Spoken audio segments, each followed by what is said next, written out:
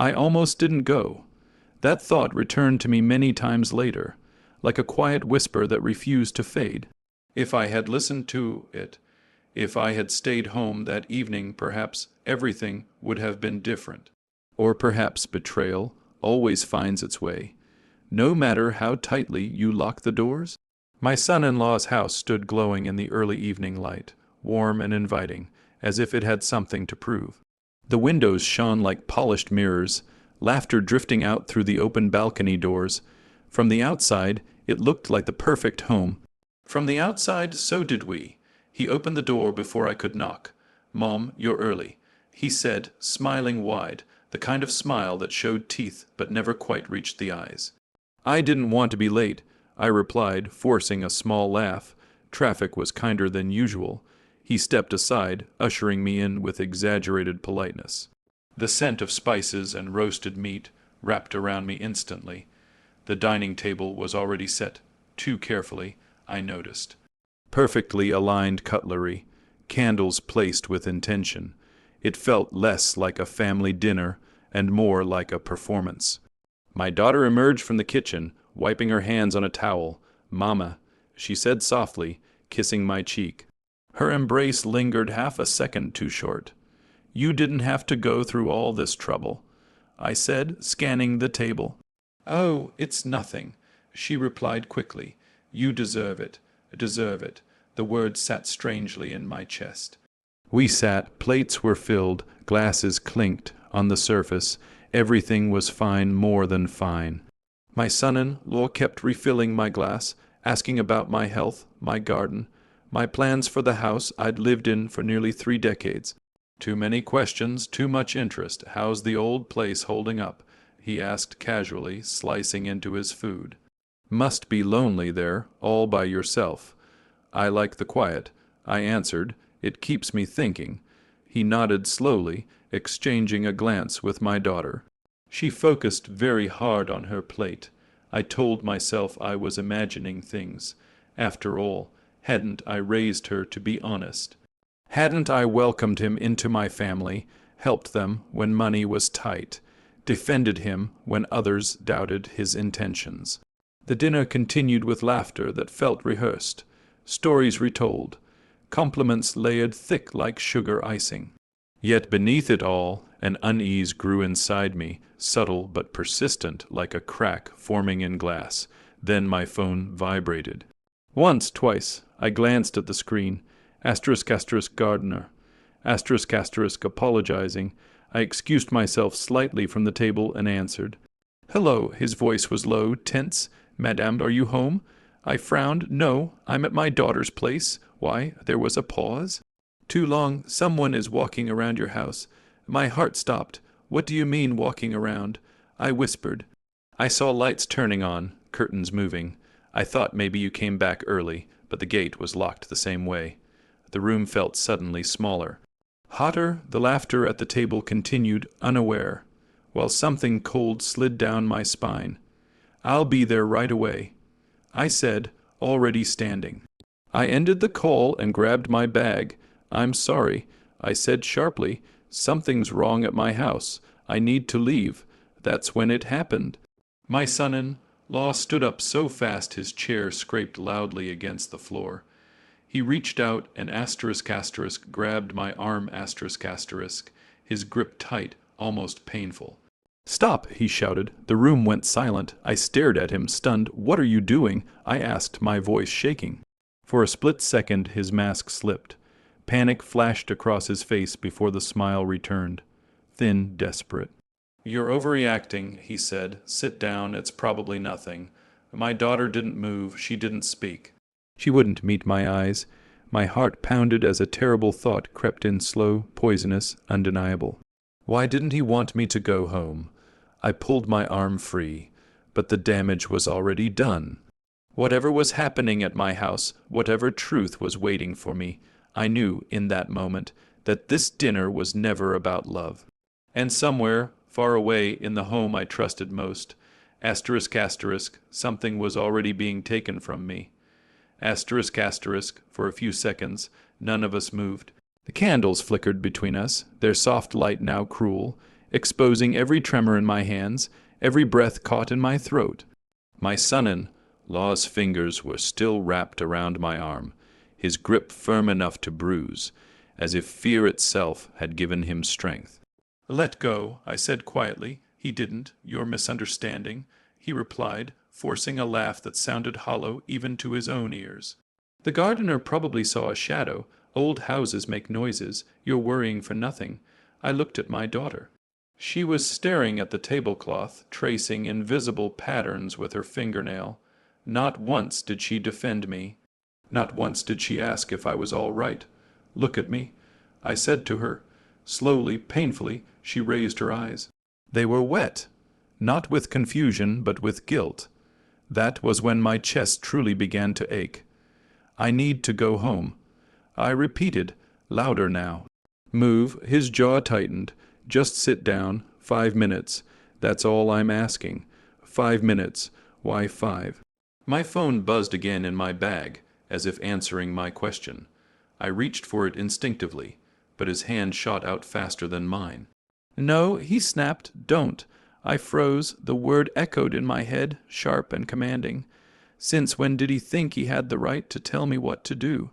I pulled my phone free and stepped back. "You don't get to decide that." The message on the screen made my vision blur. Asterisk asterisk gardener, asterisk asterisk asterisk madam. Someone is inside the house now. Asterisk my knees nearly gave way. I looked up at him, my voice barely steady. "Someone is in my house." He swallowed. For the first time he said nothing. "Why?" I whispered. "Why are you stopping me?" My daughter stood abruptly, her chair toppling behind her. "Mama, please," she said, her voice breaking. "Just wait. Please, wait." I stared at her, searching for the child I had once carried in my arms, the girl who used to run to me whenever she was scared. "Do you know what's happening?" I asked. She shook her head, but the lie was clumsy, fragile. It shattered the moment tears slipped down her cheeks. That was my answer. My heart thundered as memories flooded in. The money I'd lent them without contracts, the spare keys I'd given her just in case. The documents I'd locked away at home, trusting blood more than steel. My son-in-law stepped closer, lowering his voice. "If you leave now," he said, "you'll regret it." The threat was subtle, wrapped in false concern, but I heard it clearly. I straightened my back. "Take your hand off me," I said, each word deliberate, "or I will scream." For a moment I thought he wouldn't. His eyes darted to the door, then to my daughter, calculating. Finally he released me, stepping back as though burned.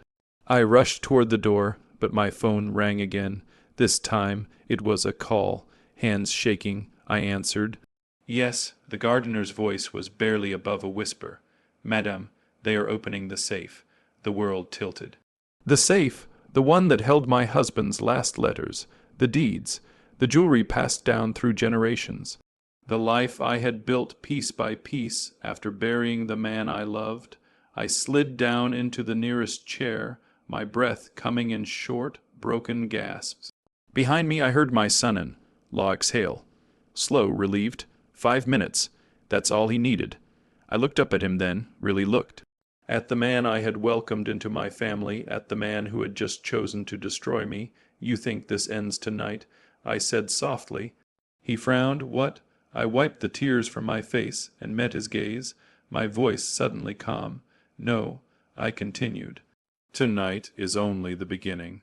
And as the candles burned lower, casting long shadows across the room, I made a promise to myself, asterisk asterisk, the arm that held me back would one day beg me to let go. Asterisk asterisk time did not move forward after that. It fractured.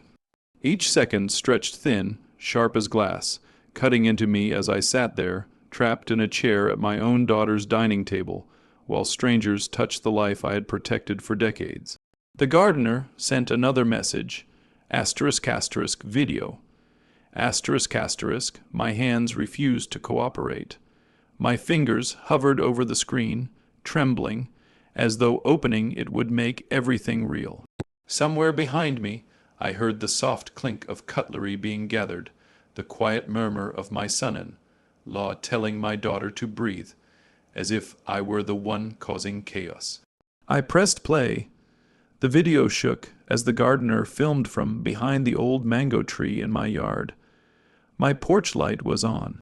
The curtains in my living room, living room, were open. Then the camera zoomed in, two figures, one rifling through drawers with practiced ease, the other standing guard, checking the windows, wearing a cap pulled low over his face. But I didn't need to see his face. I recognized the jacket immediately. I had bought it last winter. My heart didn't break in one loud moment. It splintered quietly, the way bones do when they are crushed slowly. I ended the video and looked up.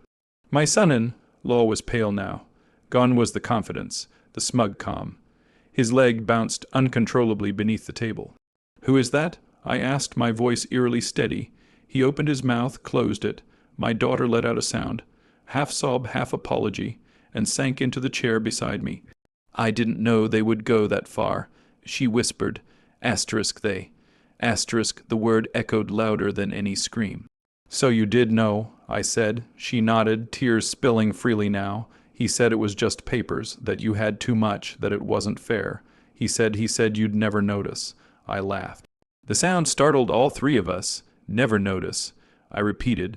"That strangers are touching my husband's letters, that they're opening the safe he made with his own hands." Her shoulders shook. "I tried to stop him. When?" I asked. "Before or after you gave him the spare key?" Silence. Another message came in. Gardener.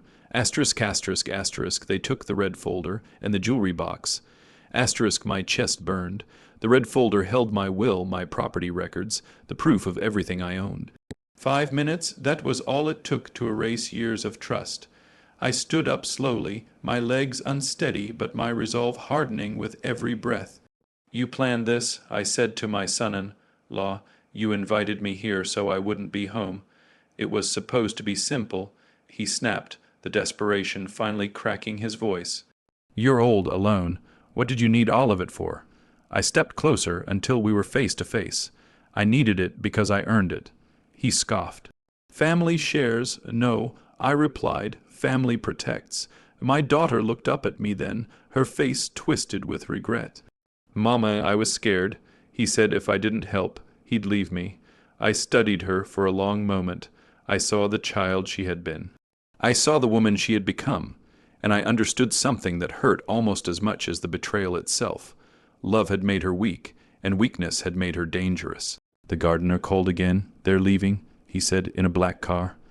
I closed my eyes. It was done. Everything that could be taken had been taken. Everything that could be broken already was. But as I stood there, surrounded by silence and candle smoke, something inside me settled not into despair, but into clarity. "They think they've won," I said quietly. My son-in-law laughed bitterly. "What are you going to do? Call the police without papers?" I smiled. A small, strange smile that made him stop laughing. "You forgot one thing," I said. "I raised you both to believe I was kind." I picked up my bag, slid my phone inside, and walked toward the door. Behind me, my daughter whispered, "Mama, where are you going?" I didn't turn around to let you believe. I said, "That 5 minutes destroyed my life." I stepped out into the night.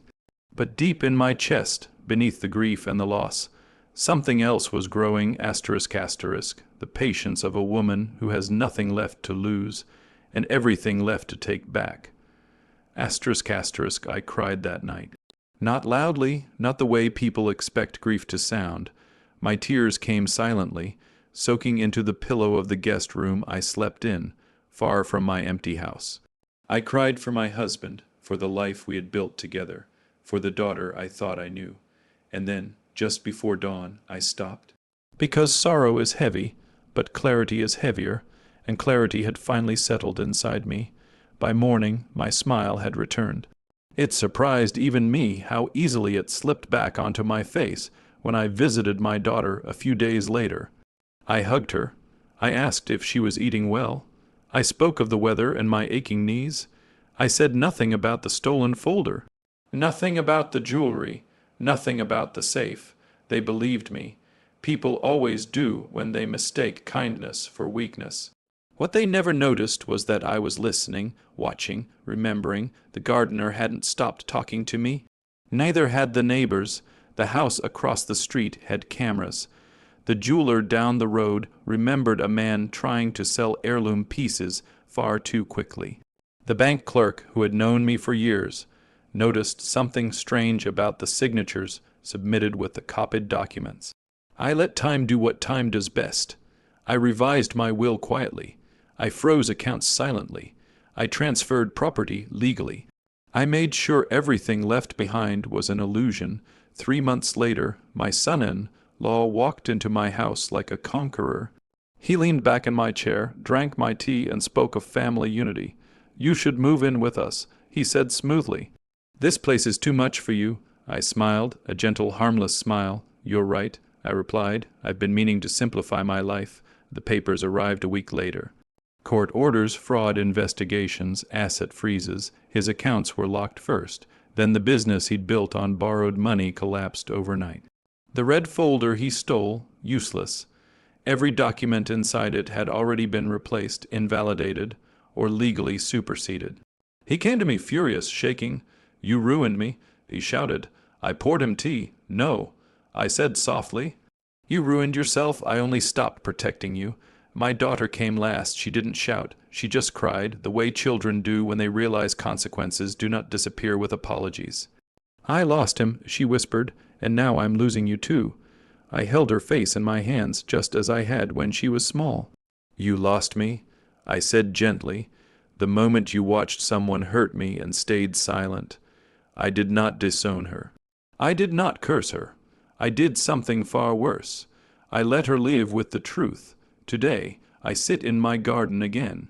The mango tree still stands. The house breathes as it always has. My husband's letters are back where they belong, safe beneath my hands. People ask me how I stayed so calm, how I didn't scream, how I didn't seek loud revenge. I tell them this: anger is noisy.